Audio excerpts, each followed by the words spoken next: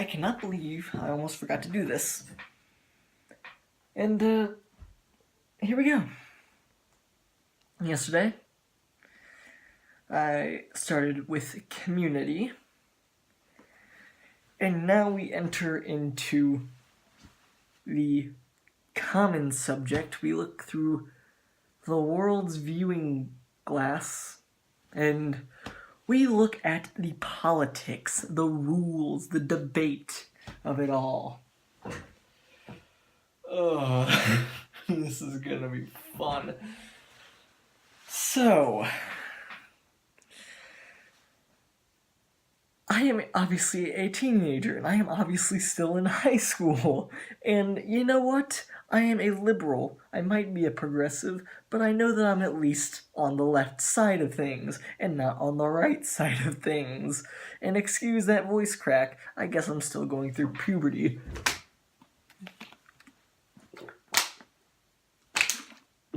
Yep, I'm drinking water because that's the good thing. But, let's start off by saying what I think we should do. Here are my sort of proposals, if you will. To cover the guns issue, the bangy bangs, the thing that did the killing. Well, ban AR-15s and assault weapons. We don't need them.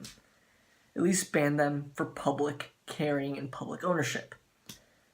Do not take them out of, like, gun and firing ranges.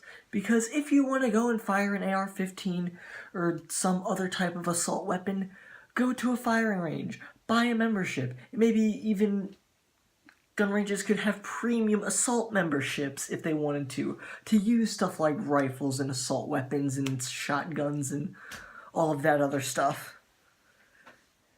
Now,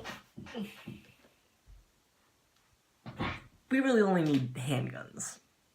If we're going to make armament a necessity.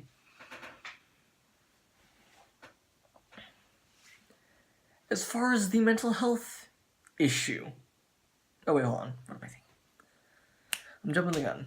As far as the gun issue is concerned, we need to make it so that you have to be 21 or older in order to own any sort of firearm, or weapon for that matter. Knives included. As far as like a combat knife or whatever. I would be in favor of that. Get rid of bump stocks, because I've seen videos of demonstrating bump stocks, and that makes it pretty freaking fully automatic. I'm not sure what the full RPM are, but, you know, it's considerable. What we shouldn't do, Mr. Donald Trump, is arm the teachers, because that's putting more guns. And that's going to make students feel less safe knowing that their teachers are armed. And especially if you have one who maybe gets angry easily and upset easily. Not to mention the students very technically have access to those weapons. Not all locks can be accessed by one person. A code can be figured out, can be guessed. Can be cracked. Plus, if we're not going to lock it up in a safe, and it's just going to be sitting in a desk, a student can access that desk. A student, or anyone for that matter, can attain that weapon. You know, just as far as the school side of things, put metal detectors. Enforce bag searches, strip searches, clothing searches, whatever. I would have no problem every day being divided between men and women and having men search me and having women search, other women, and having to, strip naked just to prove that I'm not carrying weapons. Increase, surveillance. Maybe put put cameras in classrooms. I would be okay with that. Increase the budget of schools and of education to allow for more cameras just throughout the school to cover every single angle. I go to a wealthy school, so that would be a problem. But there are lots of poor schools who may not be able to afford metal detectors, extra cameras, or even guns for that matter, to be able to afford every teacher. And even if they could be able to afford that, that would probably take away from, the actual learning, and then have to get worse, outdated textbooks, worse technology, have to strip departments, and, stuff like that. Mental health. We need to address this problem. But I guess there's not really much that we can do, because besides background checks, we can't force someone to go to a mental hospital or to seek help. We can't force someone to, have 20% of battery. But background checks can help. Increasing the money spent on, mental institutions and aid and awareness for mental illness and, stuff to do on that front would be included as well.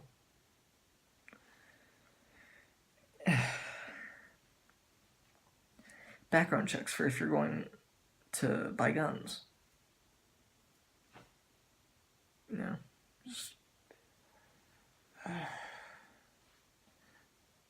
Politicians are trying to, especially on the right, I'm finding, are trying to make it about video games. Studies show that there isn't a correlation. And reality shows. I play video games. I play Battlefield 1. I play Battlefield. I play Call of Duty. I have played shooter games. I don't want to buy a gun and go and shoot up my school. And 99, even 100% of the people who play those games, I would bet, do not want to shoot up school. And do not want to harm their fellow classmates if they are in school. And even if they do, it wouldn't be because of this. Or because of this. Or because of this. I've seen and I've heard that they want to blame music. No! Music is an outlet. I listen to heavy metal. Slipknot. That is an outlet. And that takes care of the problems. That takes care of anger. That takes care of sadness. That takes care of anything. You want to talk about religion? No! You say that these shootings are happening because we're not preaching the word of God? Because we're not forcing people to be Christians? What the fuck?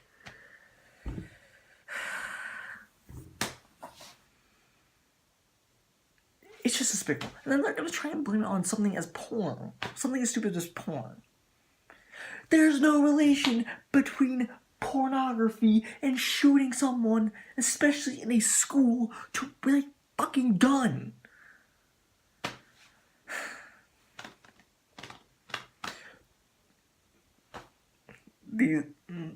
Especially the examples that I heard coming from the politicians, examples that the Humanist Report gave, they must have really been a Socratic.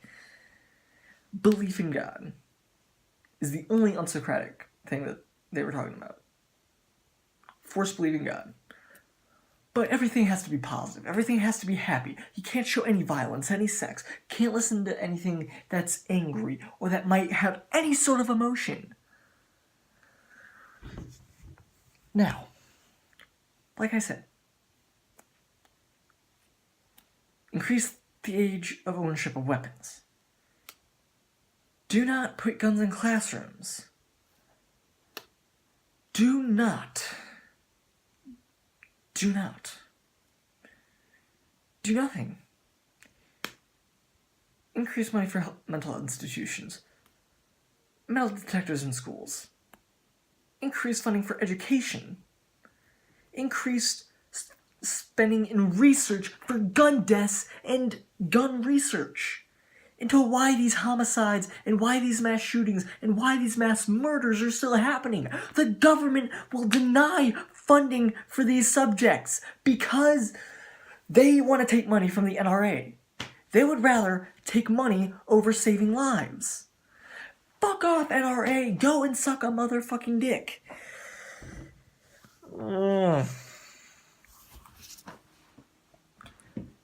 I think I saw either $3 million or $300,000 the government is taking, or Donald Trump will take from the NRA in order to, produce pro-gun policies and to basically act for their interests rather than either his interests or the interests of the American people. And I think when they did the math, that came out around $500 a person?